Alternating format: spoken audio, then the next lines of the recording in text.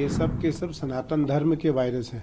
आप कुंभ पर कुठाराघात करके सनातनियों पर कुठाराघात कर रहे हैं, निसंदेह आपके लिए अच्छा नहीं है। आप भारत में रहते हो, आप पाकिस्तान में नहीं रहते हो। हरिद्वार कुंभ लगा था, तब विपक्ष ने आरोप लगाया था कि देश में जो वायरस फैला है उसका कारण कुंभ रहा था। दोबारा कुंभ लगा है, इसमें अव्यवस्था को लेकर एक भ्रम फैलाने की कोशिश करनी, उस पर क्या कहना है? देखो, वो मुझे लगता है ये सब के सब सनातन धर्म के वायरस हैं। सनातन धर्म के ये वायरस हैं और इनके द्वारा सनातन को नुकसान करने का प्रयास निरंतर किया जाता है। जब भी सनातन उठने की घड़ी में आती है, सनातन उठता हुआ दिखाई पड़ता है लोगों को, तो अराजक तत्व के जो लोग हैं उनको पीड़ा होने लगती है। कभी कुंभ से, मैं कह रहा हूं आप राजनेताओं से पीड़ा करो ना, राजनेताओं से प्रतिद्वंदता रखो। सनातन तो साधुओं का है, सनातन कुंभ तो साधुओं का है, कुंभ सनातनियों का है, कुंभ अखाड़ों का है। आप कुंभ पर कुठाराघात करके अखाड़ों पर कुठाराघात कर रहे हैं, आप कुंभ पर कुठाराघात करके संतों पर कुठाराघात कर रहे हैं, आप कुंभ पर कुठाराघात करके सनातनियों पर कुठाराघात कर रहे हैं। निसंदेह आपके लिए अच्छा नहीं है। मैं फिर आपको कहता हूं, ये आपके लिए अच्छा नहीं है, आपके लिए शुभ सूचक नहीं है। इसलिए आप निरंतर इस बात का ध्यान रखें। आप भारत में रहते हो, आप पाकिस्तान में नहीं रहते हो, आप भारत से बाहर नहीं रहते हो।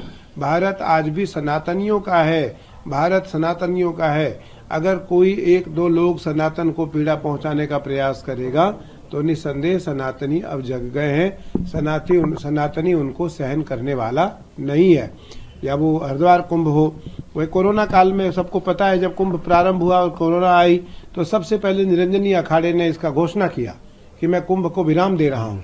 कौन सा भारत का ऐसा कोई प्राणी है जिसने ये कहा हो कि नहीं, मैं अपना बिजनेस बंद कर रहा हूँ, मैं अपना काम बंद कर रहा हूँ, मैं अपनी राजनीति बंद कर रहा हूँ?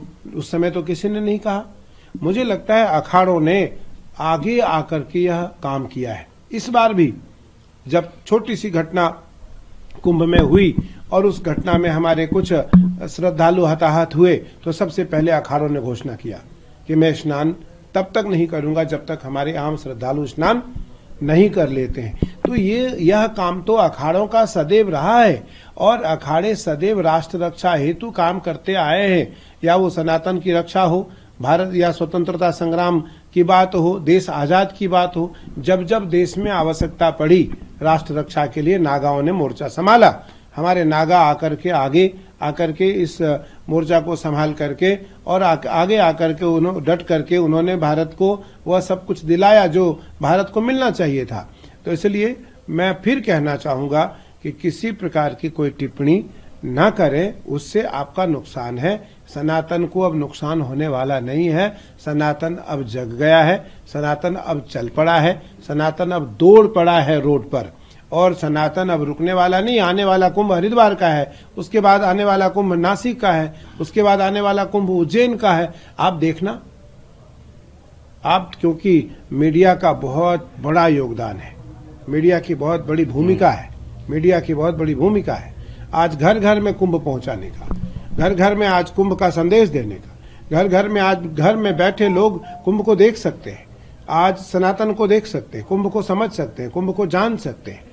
तो इसलिए अब मेरा मानना है जो सनातनी नहीं है वो सनातनी हो जाए, उसी में उनका लाभ है। गुरुजी, कुछ विपक्षी पार्टियों ने कहा है कि पैसे लेकर लोगों को दीक्षा दिलाई गई है, क्या कहेंगे उसको लेकर? पैसे लेकर दीक्षा दिलाई गई है। कुछ फिल्म अभिनेत्री थी, कुछ लोग और भी थे, उन लोगों के साथ ऐसा किया गया, तो बाद में उनकी सदस्यता को भंग भी किया गया था।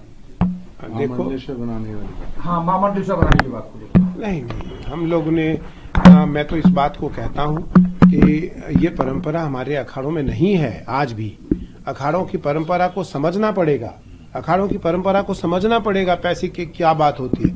वह आचार्य, महामंडलेश्वर कौन बनाता है? आचार्य बनाता है। महामंडलेश्वर कौन बनाता है? अखाड़ा बनाता है, अखाड़ा बनाता है। जब एक साधारण परिवार में शादी विवाह होती है तो सामान्य से और असामान्य से असामान्य खर्चे किए जाते हैं।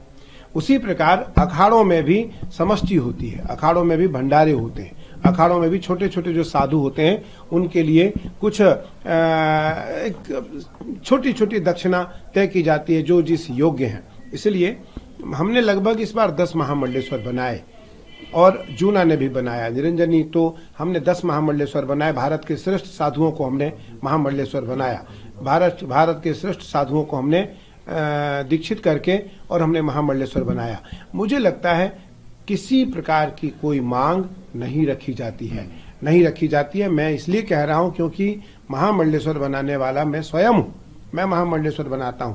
निरंजनी का जो भी महामंडलेश्वर बनेगा वो आचार्य और अखाड़े के प्रतिनिधित्व में, अखाड़े के सानिध्य में आचार्य उस पट्टाभिषेक को करता है। जूना का जूना पीठाधीश्वर करेगा, महानिर्वाणी का महानिर्वाणी पीठाधीश्वर करेगा। इस प्रकार से सभी अपने अपने अखाड़ों के जो पीठाधीश्वर हैं वो महामंडलेश्वर पद पर अभिषिक्त करते हैं, उनका पट्टाभिषेक करते हैं। इसलिए ये मिथ्या बयान है,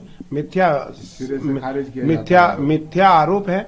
इस आरोप को बिल्कुल आचार्य जी ने सही कहा, आचार्य प्रमोद कृष्ण जी ने कि इस आरोप को सिरे से खारिज किया जाता है। इस आरोप में किसी प्रकार का कोई तथ्य नहीं है और ये अराजक तत्व के लोगों का षड्यंत्र है।